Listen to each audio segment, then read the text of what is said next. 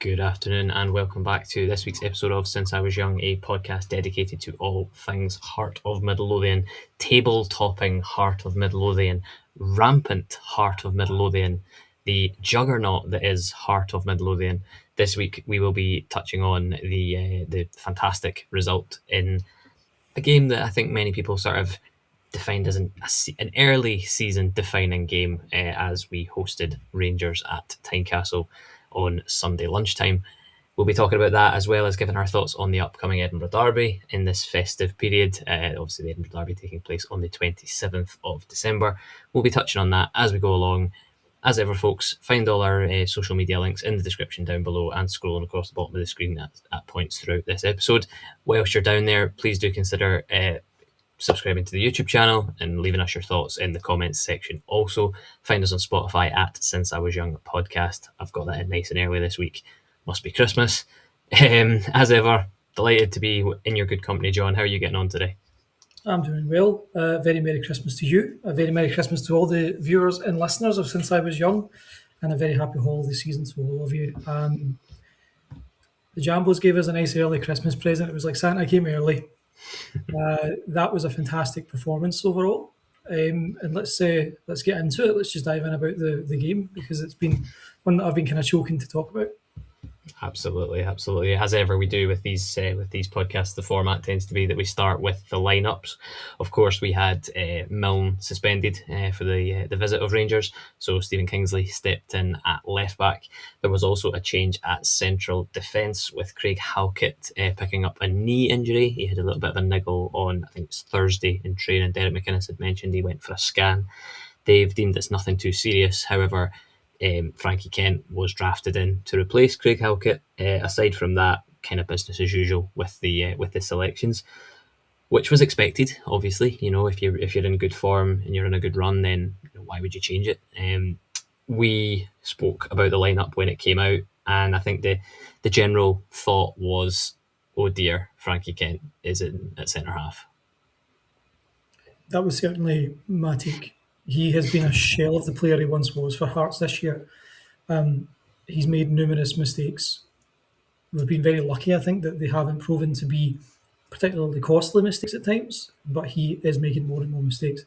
I think it just goes to show that the importance of that depth that we've talked about this season. Ideally, we would want someone who's an improvement on Kent and behind Halkett in the event that Halkett gets hurt, which is always a possibility. Like Halkett has had an injury-prone career at Hearts. So, yeah, when I saw Frankie Kent was starting, I was not overly thrilled. We don't really necessarily have that many options outside of those guys, with maybe the exception of moving Steinvender to centre-back and maybe playing Borchgrevink or McEntee at right-back. But I certainly think McEntee has found his place in the midfield the last couple of weeks with the performances that those three have put in. Great to see the same midfield three deployed, but even better to see my boy Benny back at some point. Yeah, that was a huge plus as well. I think you're absolutely right on the centre half kind of conversation, and I think I've mentioned it a few times to a few different people. I wonder if that might be the next area that gets a little bit of an upgrade, in the sense of maybe a young player might come in, because the only sort of real youth option that we have in there is Lewis Nielsen, and obviously he's out on loan at the moment with no guarantee that he's actually got a future at Hearts. If I were a betting man, I wouldn't suggest he does. So there may well be, I think, perhaps, and obviously with the summer not too far away, Frankie Kent's contract is up at the end of the year as well, so there will definitely be some movement there, I would imagine. It's a shame, because I rate Frankie Kent a lot. I think he's a very good player, and I don't want to take anything away from his performance against Rangers, because I thought for 89 minutes of the game he was actually pretty solid, which was, it kind of put my fears about him when I saw his name on the team sheet to bed when the first few headers he won, and I was thinking, right, that's Frankie. Like, he's back to doing the basics and doing them well, and I think that's what he does. But he is prone to the little bit of error here and there, but we'll talk about that as we go on. I'm sure our watchers and listeners will know exactly what we're referring to with that one. But Rangers themselves had some injury worries. John Suter was out with a knock. There were one or two others, but I think, yeah, it's to kind of just jump straight into the game itself. I think pre-match, a lot of people kind of build it as this is the game for Danny Röhl's Rangers team to kind of rubber stamp the fact that they've had some sort of a resurgence over the last few weeks, and he's kind of got them just finding ways to win games, finding ways to pick up points without being particularly good to watch. He's got his team kind of a bit more organised and a bit more of a threat in certain areas, which is obviously a massive plus because under Russell Martin they just looked like a team that didn't really know what they were doing. Well, notwithstanding the fact that last time they played the game prior to ours, they only got all 3 points because they were the beneficiaries of some very favourable officiating. The obvious being the missed penalty call. I don't think Rangers have been particularly great, even under Daniel Röhl. They have been better than they were under Russell Martin. That would not have been difficult. They have way too much talent in that squad to be as crap as they still are. And I've got to say, like, once again, like, it's a weird feeling, but I really didn't go into this game expecting anything other than a win for Hearts. To be honest, all day I was quite confident. In the early stages of the game, we were very lively. We at points pinned them back quite a bit. They did have a bit of a. They managed to settle into the game after about a quarter of an hour, and they had a spell of about 7 or 8 minutes where they had quite a few opportunities to score. Prior to that, actually, they did put the ball in the back of the net. It was fortunately correctly ruled offside, but it was by a Bohier. It was not a. It was not an ideal situation defensively for us. We should have been doing better than that in those situations. But Bojan Majowski, he's a fantastic striker. I think if he had connected with that header better, you're probably looking at 1-0 Rangers. But he sort of sklaffs at it and it hits his shoulder, and then what's his name? Is it Fernandez at the back Yeah. post and taps it home? Fractions offside. I'll take it though. We were very fortunate. Absolutely. I feel like that woke us up a bit though, because from there, we shored things up defensively, and like I say, we had quite a lot of energy going forward as well, and we had numerous chances to open the scoring. Kazaridis is cut in from the right side and left-handed shot being the closest of the early chances. That was a fantastic strike, and he was just really unlucky that he didn't quite get enough curl on it. Yeah, I think it's interesting. Derek McInnes mentioned after the game he spoke about Rangers and that sort of opening spell. He said, they came out in a system that we weren't prepared for. They played a 3-5-2, which is not what he expected and not what he was anticipating. So he then made a point about having players in his arsenal to be able to change our own shape and to change our own setup to deal with that on the pitch in that moment. And I think you could see after probably the first sort of 15-20 minutes, we kind of grew into the game a bit more. And because Rangers almost kind of threw everything at us and then we handled it. And then it was like, okay, now it's our turn to play with the ball and have a go. But the disallowed goal, rather, it was actually the other way around. Fernandez was the one that headed it, and Majowski was the one that put it over the line. But I was a tad frustrated about it, and I know obviously it got ruled offside, but Fernandez just walks through our defensive line and has a virtually free header. Thankfully, the Fernandez header was going wide anyway, so Majowski being in an offside position to put the ball over the line kind of saved our blushes, as you said there. But it was a frustrating moment in the game, and I think we talk a lot about first goals and we talk about key moments in games and things like that, and that first goal was massive. And had Rangers got that at a time when they were, I would say, in that opening 10 minutes, the slightly better of the two sides. I think the fans and the atmosphere at Tynecastle was brilliant. But Rangers, to their credit, came out in the first sort of, as I say, 10-15 minutes and I think had the better of the ball. We had a little bit of it, but I would say they were probably a bit quicker to settle than we were. I'm not sure if you would agree with that, but had that goal went in 1-0 to Rangers in the first 10 minutes when they've actually started quite well, it could have been an entirely different game. Absolutely. We would then have been chasing the game against a team that, like I say, as much as they've struggled, they're extremely talented. And there's always that aspect when you play against either side of the Old Firm of our mentality. How do we respond if we go a goal down?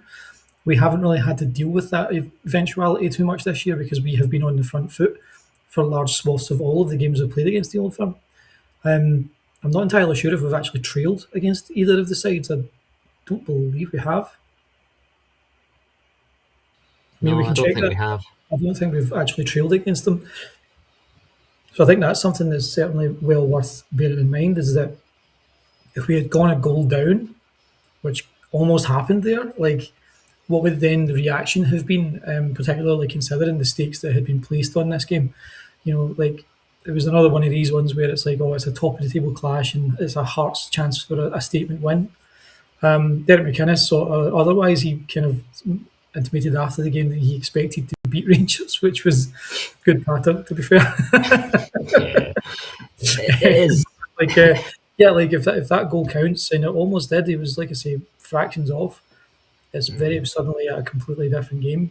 I felt that Hearts came out of the blocks really well the first few minutes. There were a couple of shit refereeing decisions that went against Hearts early on, a couple of touches that went out of play that were immediately called Rangers balls when they were quite obviously come off Rangers players. It happened at least twice in the first 3 minutes. I don't know if there was maybe a wee bit of frustration at that, but from there, like you say, Rangers really did settle and they managed to take control of the game from then until about 20 or so minutes in. But Hearts just kept at it, and we were very combative, and there wasn't like that aspect of like panic that you often see against the old firm. Just a really strong performance, and it certainly laid the groundwork for what came. Yeah, I think you're absolutely right with the sort of the lack of a kind of panic. I've not really seen that from Hearts this season. There's a lot more confidence, a lot more assurance, and I think it's just.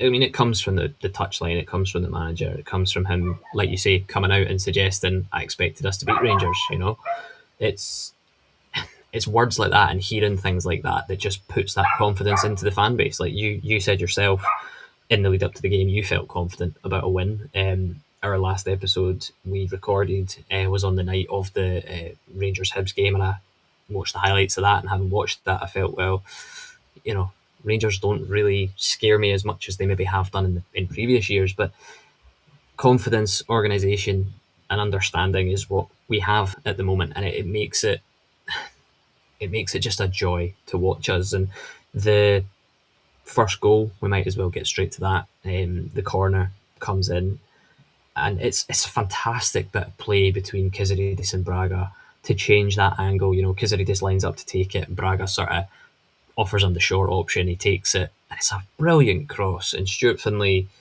just doing Stuart Finlay things. He needs to teach Frankie Kent how to header a ball in the opposition box. If Frankie Kent is going to be involved a bit more, because old 50p Heed is back.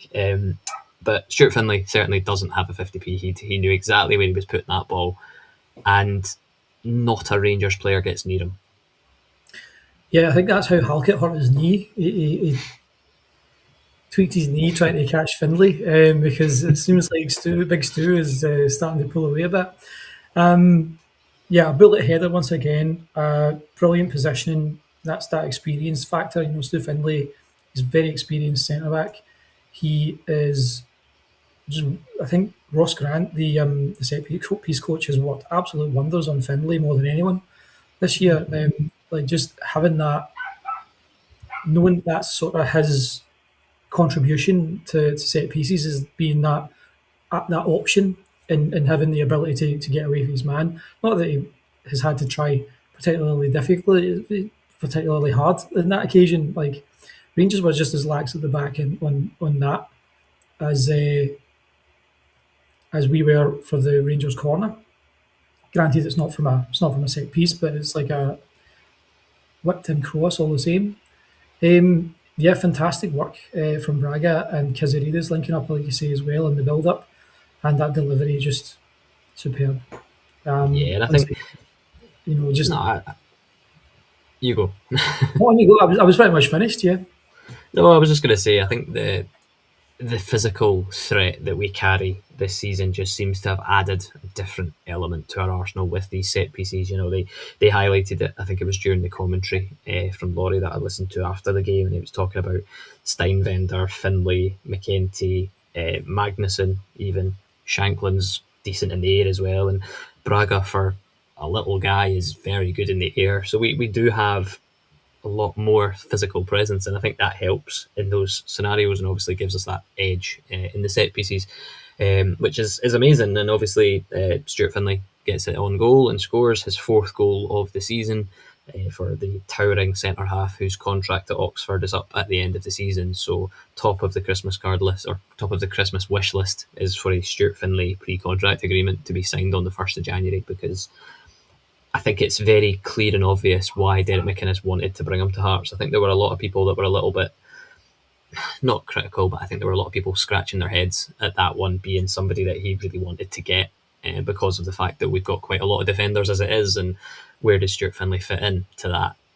The pure and simple fact is he's brought him in to play him every week, and we're seeing that. And I think an element of his game that I really liked from watching it was his leadership and his sort of communication and just organising people round about him. This is a guy that's only been at the club since the start of the season. He's not even officially a full-time Hearts player in terms of his contract, but he plays like a player that has been at Hearts for years and just gets it. And again, I'm giving Derek McInnes lots of love in this week's episode, and I'm going to give him even more for that, because I think he's brought this guy in knowing full well what he can get out of him, and it's just showing every single week. It's funny. Somebody posted a thing up earlier about Cammy Devlin saying he's been the best player in Scottish football so far this season, bar none. And I thought about it and thought, if I was Stuart Finlay, I might be a little bit aggrieved at that, because I think he's been outstanding. So a goal to open the scoring was a really, really fitting moment for him.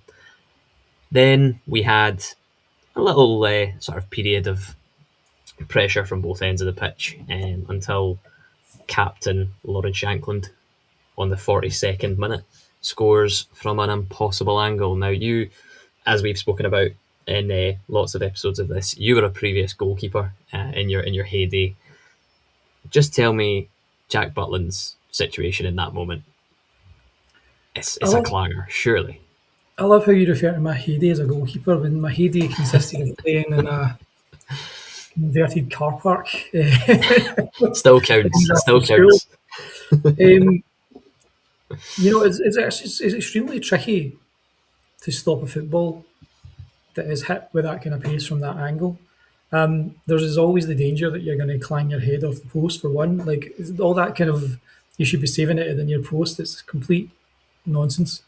Anyone who's played in goal for any kind of period of time will know that it's very, very difficult to stop those sorts of shots if they're struck in the right, with the right placement and the right pace. That being said, though, that's one that you're going to be frustrated by, because how Shankland has managed to place that as well as he has, I really don't know. That's why he's the guy that we wanted to bring back more than anyone last summer. It's what he's capable of doing when he's happy and when he's fit, and when he's on form.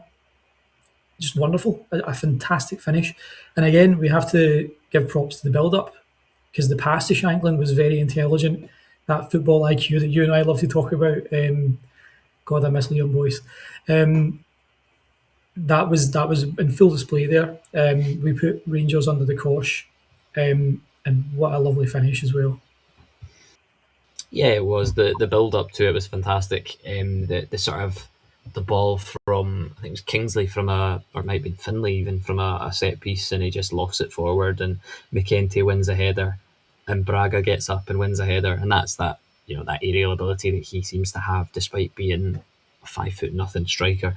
He gets up incredibly well and lays it into the path of Shankland, and watching it, I was thinking he's too far wide. He's surely going to play this back across the box, like give it back to Braga, or like try and get it back in the box, because there'll be somebody there, or it might hit off a Rangers defender and go in. But that's why Lauren Shankland is Lauren Shankland, and that's why I am sitting here talking about him on a podcast.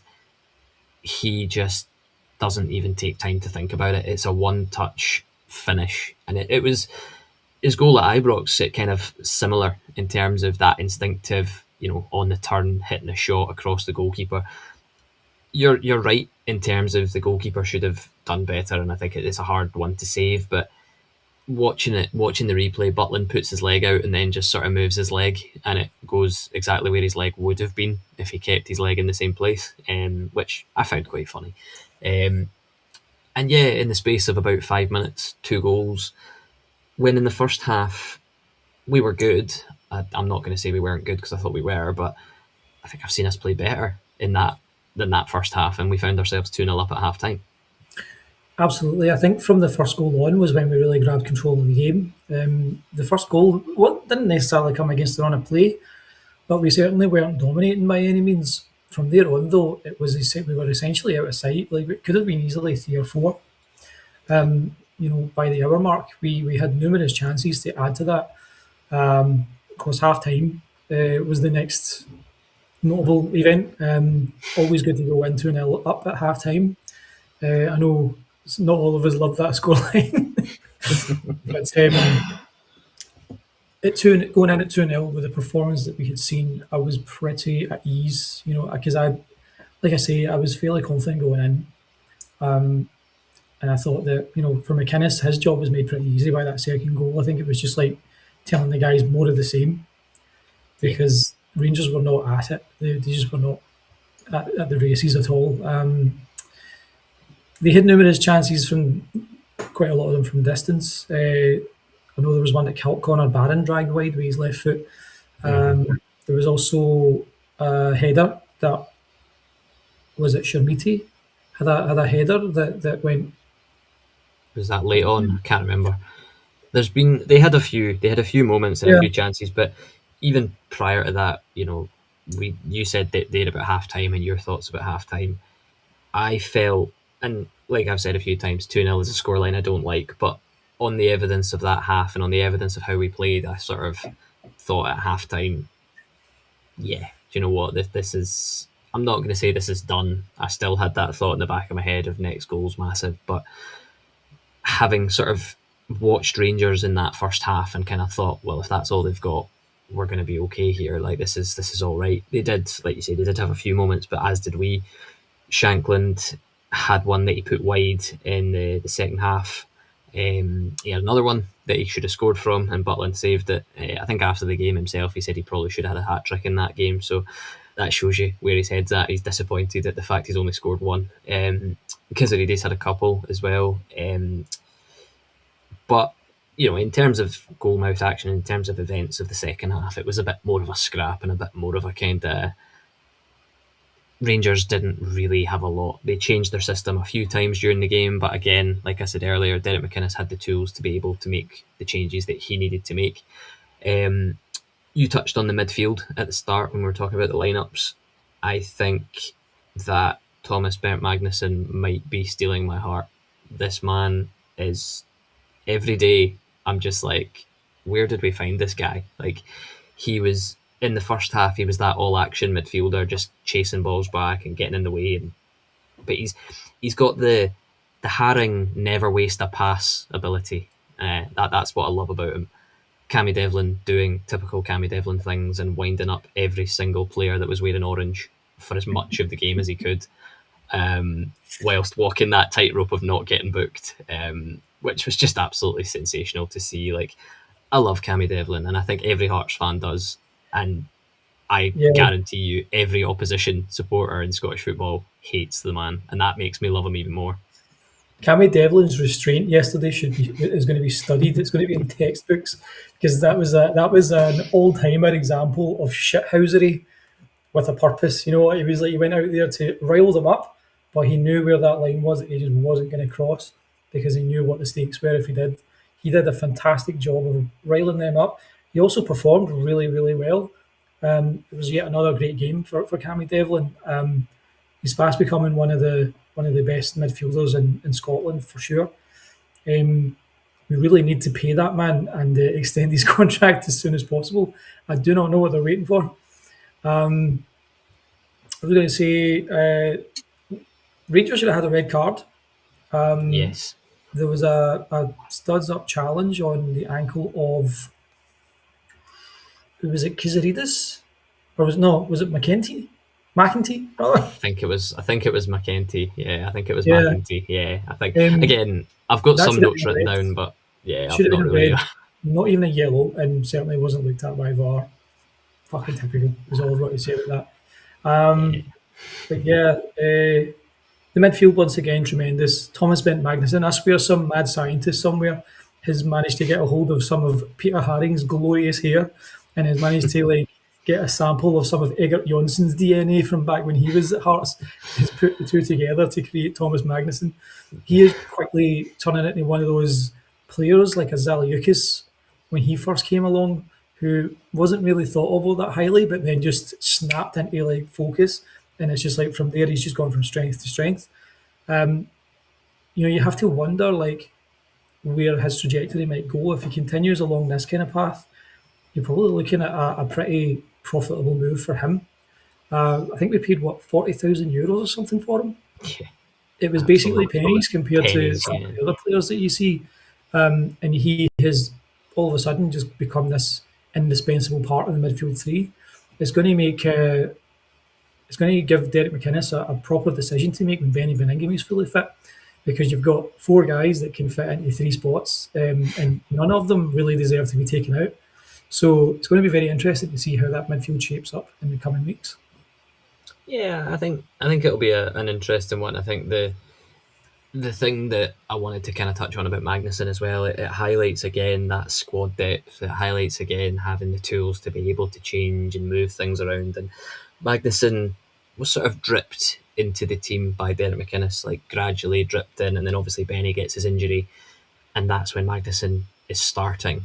And it's like you say, I mean, Benny is different gravy. Benny Beningame is just different levels, but Magnuson has just come in and made himself very difficult to drop. So it's going to be a very interesting conversation. I do feel like Benny will get the nod if he's proves his fitness and proves that he's ready to go, because the one thing that Magnuson I think still needs to develop is that calmness, is that composure, and I think Benny has that in spades because of his, obviously, he's a bit more experienced, he's been around a bit longer, and he knows Scottish football a lot better than Thomas Magnuson does.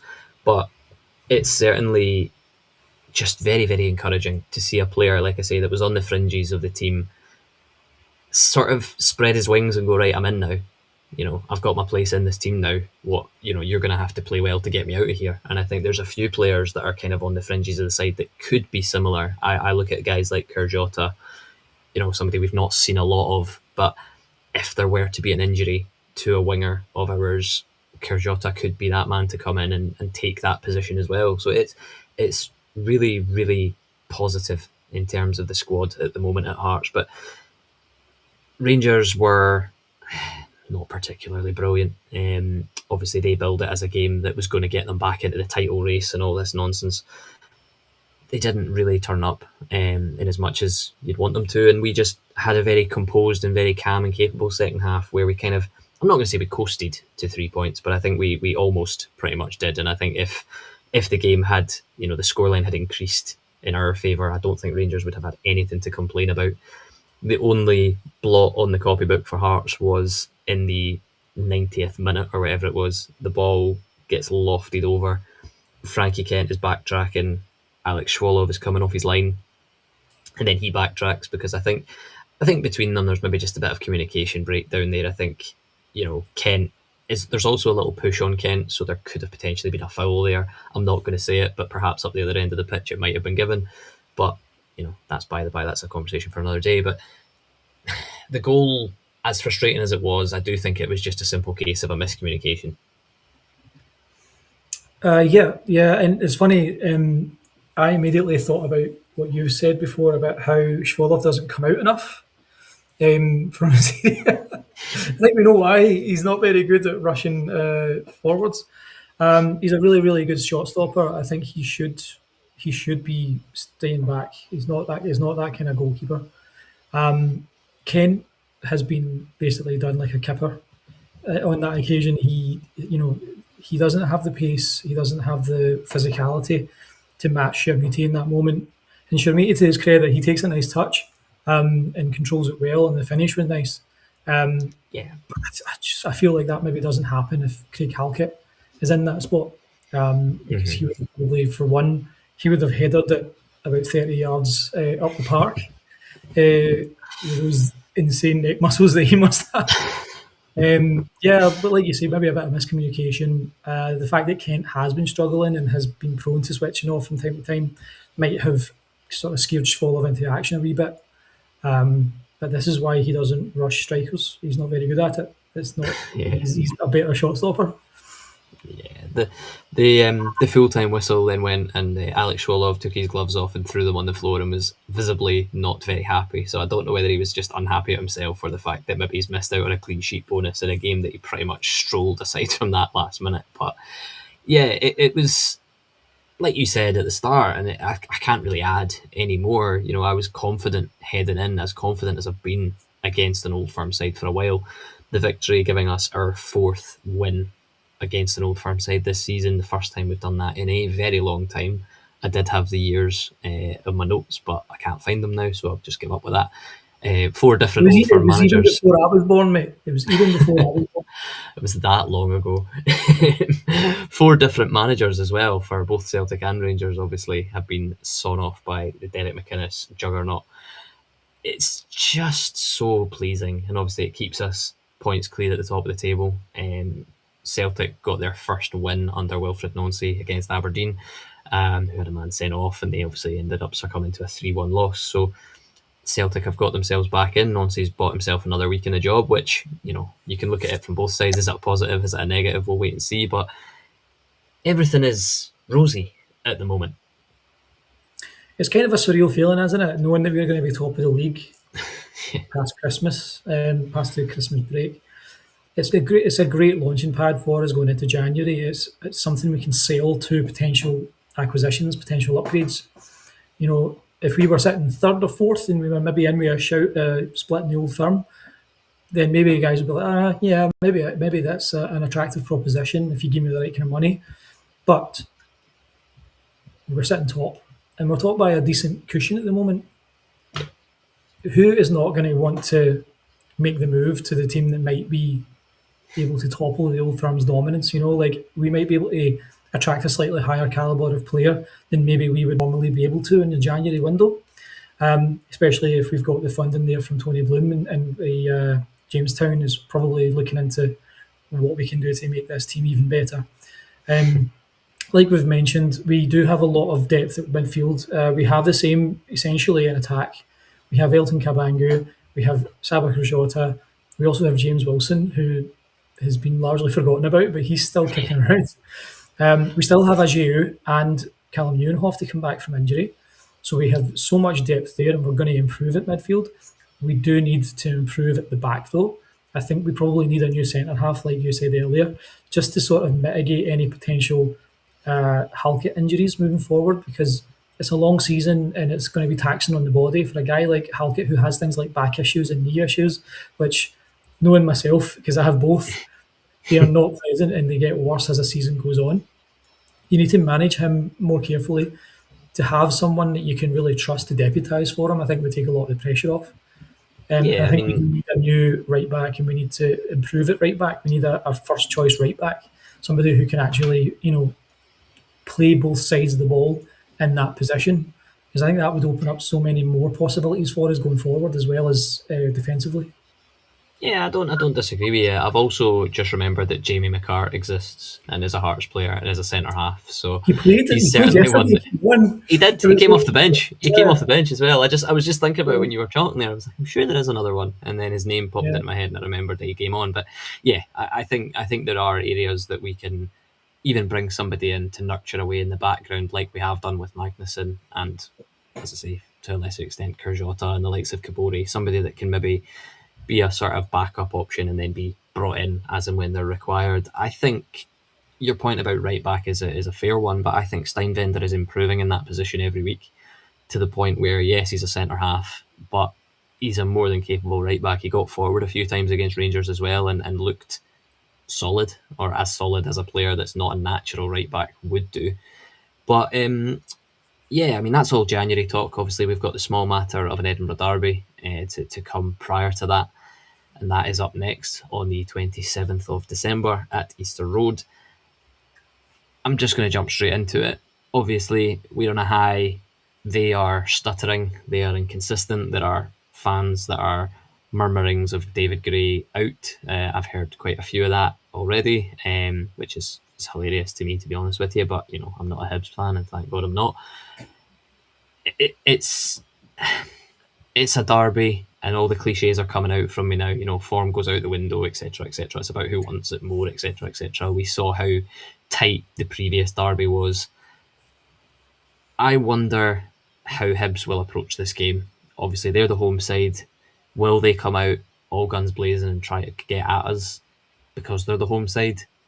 Or will they sit in and defend and try and nick something like they did at Tynecastle? Because I think if David Gray sets his team up to defend at home and grind it out, I think he's going to be a very unpopular man.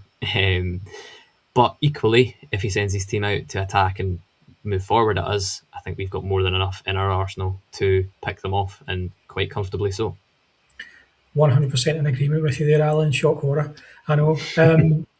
I think if he sets Hibs up to be sort of attacking from the off, they're going to be in for a long afternoon because Hearts are a better side, I think, defensively than Hibs, and we are far better than they are going forward. It's going to be about individual performances. It's going to be about individual moments, like most derbies. It's going to be physical. It's going to be more in the physical aspect, which is where I think Harry Milne being back will be a massive gain for us because it gives us that flexibility at the back and also in the midfield in the wide kind of areas. So Benny Beningame might feature again. There's a possibility he comes back. Halkett might be ready to go, at least as off the bench. Hopefully we can manage him very carefully though, because I think if I would rather. I think Halkett needs to be protected at all costs from the standpoint of like long term, because he is going to be so crucial to us going forward toward the sort of latter half of the season. But there's so much there that we do have at our disposal, and we know we have, and we have more than enough to give Hibs a doing. They have been way too inconsistent. I saw that some supercomputer ran a simulation, and it had Hearts winning the league, and it had Hibs finishing 8th. So, which was pleasing. I do think that's where things are trending at the moment. They are not actually that great. Yeah, I think we're going to scud them. Well, I'll give my scoreline prediction. Let's mix it up. I'll go first. I am going to go for a Hearts win by my least favourite scoreline, 2-1. That's what I'm going for. I am confident. Am I that confident? It is at Easter Road. Go on. I'm going to say, I think we're going to beat them 3-0.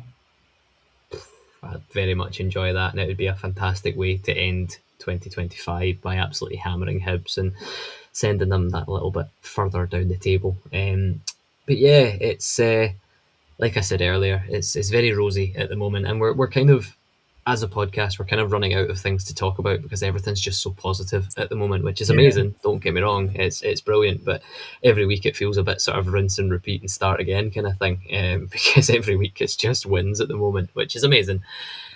We can talk about Roma versus Juventus if you want, because that was fucking terrible. Let's not go there. We'll save that for afters. That can be how did the Arse get on at the weekend? Did they get the job done? They crawled across the line against Everton. Well, 1-0 scoreline for a penalty, but we won't talk about that. 3 points, man. It gets them back on top, doesn't it? It does indeed. Both my teams top of their tables at the moment, which is bizarre. And I think I'll probably get some hate for saying both my teams there, because I know some people are a bit kind of against having more than one team, but I have family ties to Arsenal, so that's why that's there. And I wouldn't have any other conversation about it. But like we said, John is very confident of a win at Easter Road. I am confident, but perhaps less so. But I still feel like we've got more than enough in our lockers to do it. And is there anything else you wanted to touch on before we wrap up this week's episode? I think that's about it, man. Just everyone who's going to the game, obviously enjoy yourselves, behave yourselves, get loud, because you're going to have to be really, really loud to drown out. You're not really. The Hibs is fucking echo, isn't it? So, but be as loud as possible anyway, and get behind the guys, and let's hope for 3 more points, because if we can get 3 more points, Celtic aren't might have won at the weekend, but they're not all that great. And Nancy, he still doesn't really have them playing the kind of football that they should be playing. So we need to keep up the pressure. If we keep winning, they're going to have to keep chasing, and I don't think that they have that in them under Nancy. I frankly just don't. We've managed to put an end to Danny Röhl's perfect records as Rangers manager, or unbeaten record at least, which is pleasing. Yeah, it's just great. It's good to be a Hearts fan just now. Once more, Merry Christmas to everyone. Happy New Year. Happy holiday season. Especially to Liam Boyce, Craig Gordon. Anyway, I like it. I like it. Well, we will be back most likely in the new year, so this may well be the last episode of 2025. Sorry, my dog has just decided that she wants to wake up and join in and wish everyone a Merry Christmas and a Happy New Year as well. Are you quite done? Right. As I said, this might well be our last episode of the year, which it will be, let's be honest. We'll be back in January 2026 with our thoughts on Hibs, hopefully an absolute scudding at Easter Road. Just before we go, I just wanted to say a massive thank you to everyone for this support that we've had the across. 26th part of 2026. There we go. It's very true. Very true. John's very proud of that graphic. He made it himself, and he's very, very proud of it. So yeah, 2026. It would be a fitting tribute. It would be a fitting tribute in the year 2026 if we were to do something quite special, and we're certainly at the moment on track to do that. But before I go, I'll just drop you with one last thing, folks. Obviously, we're going to be back in January. It's a whole new year. I just want to say a massive thank you for the support that everybody's shown on the podcast across this year. I know Ewan would echo my thoughts and comments. He's not available to join us at the moment, but hopefully in the new year we'll see him a bit more often. And yeah, we can get the band back together and have a bit more banter between the three of us. It'd be very, very nice. But yeah, I'm going to leave it there. As I said at the start, folks, get your thoughts down in the comment section down below. We're in a title race. We're leading the title race, which is bizarre to say, even still now. I still don't believe yet. I'm still not ready to get the deck chair out on Gorgie Road and reserve my place for the parade, but I'm close to that.